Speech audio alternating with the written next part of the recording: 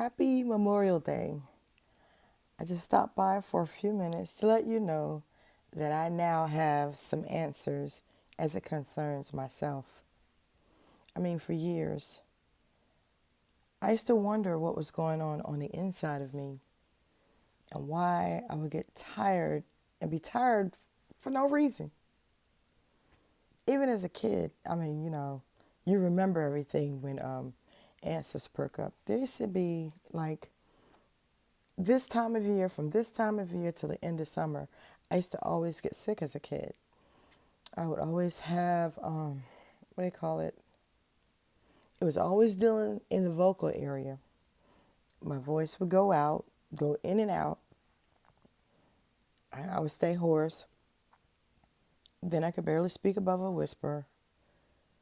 Then my throat would get extremely sore to the point where now I would get like infections and stuff like that.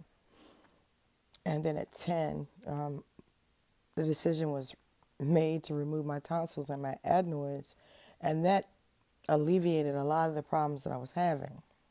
However, there were still times when I would have issues with my joints. Like out of nowhere, I would just start hurting to the point. I'll give you an example. I remember one time I got out of bed. I was able to walk downstairs. And then I don't know if I bent down to get something. Whatever the case may be, for the rest of the day, I couldn't really stand up straight. I couldn't stand up straight. I couldn't support my own body weight. And this was when I was 10. I clearly remember all this stuff. And my mother used to pray all the time. Like, Lord, show me what's going on with my child. Some answers she did get, and we were able to work through some stuff. But the joint pain, although it was sporadic, I would go through these phases where things would last for like 2 weeks at a time. And then it would be over with. And I remember I joined the Army, and the same thing happened. While I was on active duty, right in basic training, they said it was like tendinitis. I couldn't wear hard shoes. I had to wear like sneakers and stuff like that. When the swelling of the ankles and the shin and all that stuff went down, I was fine. No more issues at all involving joints or nothing like that for 6 years. And then I was in a leadership school and I went bowling. I had a great day. I had a great time that day. And I remember my right wrist starting to hurt. And it was swollen or whatever. Your body remembers trauma. Your body remembers pain. So I instantly thought, okay, I remember what this is. This will be gone in 2 weeks. Well, that was 1988. And we're now in 2022. The pain never went away. And it was exacerbated or it was made more prominent because of all the stress that I was in. I had a stressful job, I had a stressful relationship. I was in a stressful leadership school. Anyway, I graduated, flying colors, no problem. Then it's like all hell broke loose. On this Memorial Day, I want to tell you, I started hurting in June of 1988. It got so bad that they used to have to put me on what is called quarters. They were prescribing everything. I remember me and my crazy self having to drive from where I lived to the military installation where I worked. And they had prescribed Percocet. I was all over that road. But I can laugh about this stuff now because I have an answer as it pertains to me. Yes, I was diagnosed with something in 1988, but that wasn't the whole story. And it's just like you can get up and move with whatever you got, but if you don't have the whole story, then you're operating on a half-truth. Okay, I remember going all over the road. I remember in 6 months' time going from an athletic person that could run 2 to 4 miles every time we ran, to barely being able to walk. I mean, walking like an old person, like shuffling because my ankles became like fused shut. And when I tell you, it was like one thing after another. I thought that I was going to lose my mind. I really did, but I didn't because somebody was praying for me. I wasn't praying for myself because I wasn't in church or none of that. I was living my life. And I had to learn how to pray for myself. I sure did. Because I got reassigned out of the country and I couldn't like shoot home in 3 hours, get the members of the church to pray for me, stuff like it was none of that.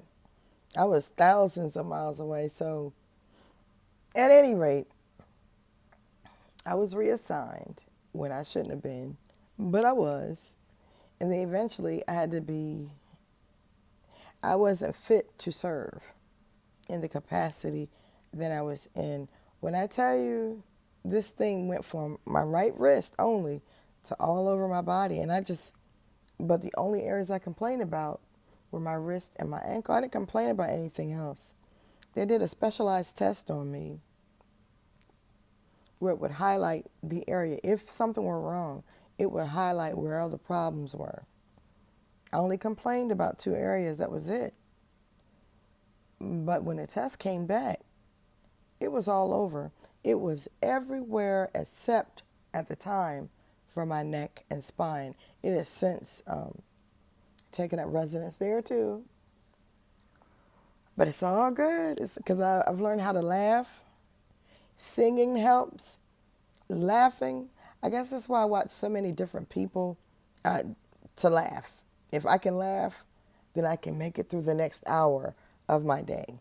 Anyway, let's fast forward to 2022 because it's already 7 minutes. I don't talk long in real life. I'm not going to do that here.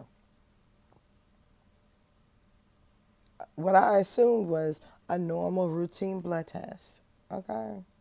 But I was wondering why they were taking so many vials of blood. Well, 2 days later, I found out why. And I will only share with you one of the things that was discovered. But the beautiful thing is, okay, there is no cure. That's one. But it was something I was born with.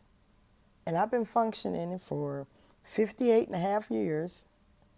And by the grace of God, I will continue because I do not have that give up type spirit. I just do not. I don't, all that pity party stuff, I did that back in the 80s when they found the first thing. But they weren't looking for the main cause. Now we know the main cause. It's a combination of 2 things plus some other little irritants in the way. Bottom line is, I was just born with bad genes. It's just, it's just that simple. And I'm grateful today that I never had children because this would have been passed on to them, probably a daughter if I had one, because it seems to affect the females in my family more than anybody else. But I'm grateful. I have an answer. I know what I'm working with now. Is it going to stop me? I don't think so. It's never going to stop me because I'm going to keep going until I can no longer go. And look, my mom lived to be 90. Her mother lived to be 98. My dad's mom lived to be 93. So I'm in good company. And they made it through life with all the things that were wrong with them because I had to get this bad stuff from somewhere. But anyway, it is what it is. I wanted to wish you a happy Memorial Day and to remember, it's not how you start, but how you finish. No matter what is piled on you, you can make it through. I'm making it through. And I don't even have to go into detail. Just know I was born with a couple of defects that will absolutely kill somebody. But it is what it is. So enjoy the rest of your evening. I hope you will listen to this. And if it inspires you to keep going, then I've done what I set out to do. God bless you and have a wonderful evening. Love ya. Bye-bye.